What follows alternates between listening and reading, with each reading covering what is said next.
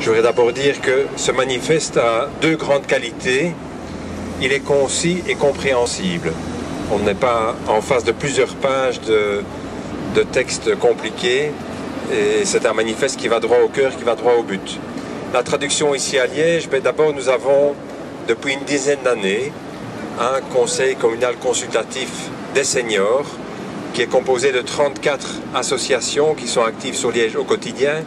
Ce conseil se réunit tous les mois, est extrêmement actif, a réalisé des enquêtes sur l'ensemble de la vie politique locale, a auditionné l'ensemble des membres du collège un par un, en demandant des recommandations et en assurant le suivi de ces recommandations, ce qui est encore plus difficile. Et je dois dire que j'en suis extrêmement heureux parce qu'on a un vrai dialogue dans les deux sens, entre le conseil des aînés, Montnay-Chevinat et le collège et le conseil dans leur ensemble. Nous avons ensuite au niveau de la ville de Liège, de longue date, énormément d'animations en faveur des seniors, qui ne sont pas moins de 6 000 chaque année à participer à nos activités. Nous avons fait un gros effort sous cette mandature au niveau du nombre d'implantations dans les quartiers, puisque quand je suis arrivé, il y avait 21 clubs pour pensionnés et 4 maisons intergénérationnelles.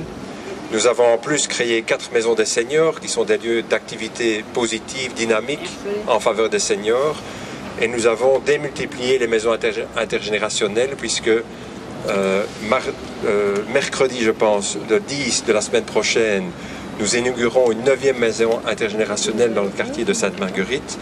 Et nous commençons aussi une 10e implantation dans le quartier du Laveu. Et je pense que le collège suivant serait intelligent de poursuivre ces activités parce que la dynamique intergénérationnelle qui est d'ailleurs présente à 2 endroits dans le manifeste, qui soit des aînés ou qui soit européens, la dynamique intergénérationnelle est vraiment ce dont nous avons besoin dans une grande ville comme Liège où les aînés sont 23% de la population, dans une commune comme Liège où le nombre de ménages constitués d'une seule personne représente 54% des ménages, et bien sûr la proportion est plus importante encore auprès des aînés. Nous avons de longue date aussi des voyages et excursions en Belgique et à l'étranger, où ma seule difficulté c'est que c'est complet tout le temps, donc on fait des frustrés au niveau des personnes qui s'inscrivent après que l'écart soit complet. Nous avons des cours universitaires à 2 endroits de la ville, l'U3A, qui est une structure hébergée par la ville à Droix et qui a un empattement sur tout l'arrondissement, où 3000 seniors suivent des cours et des activités. Et puis au niveau de la ville de Liège, nous avons rue de Peter dans les implantations de l'université, des cours où viennent 800 seniors par an, les 2 activités étant largement complémentaires. Nous avons également signé avec 13 autres communes de Wallonie et de Bruxelles la charte Ville Amie Démence, puisque nous sommes tous préoccupés notamment par la maladie d'Alzheimer qui gagne un nombre croissant de personnes âgées et surtout, et aussi leur entourage, puisque c'est une maladie qui est assez lourde à porter pour l'entourage. J'étais avec vous à midi pour le repas et je suis allé vite au bureau à 2 heures parce que nous avions une conférence avec les maisons de repos au niveau de la maladie d'Alzheimer. Maison de repos, entre parenthèses, j'ai ici toute une série de brochures que nous avons réalisées en matière d'information. On a réalisé une brochure sur l'ensemble des maisons de repos, MRS, résidences-services et alternatives en matière de logement ici à Liège.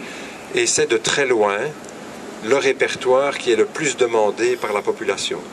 Donc tous les jours, alors qu'il est sorti il y a 6 mois, tous les jours, on nous en demande. C'est dire s'il y a un besoin évident à ce niveau-là. Encore 2 petites choses, nous avons le salon Papillon, nous en parlions tout à l'heure, qui est le principal salon pour seniors en communauté française, 10 000 visiteurs, qui existe depuis de nombreuses années, chaque année aux mêmes dates au Palais des Congrès, et qui attire toujours autant de visiteurs. C'est aussi un grand moment de rassemblement et d'information.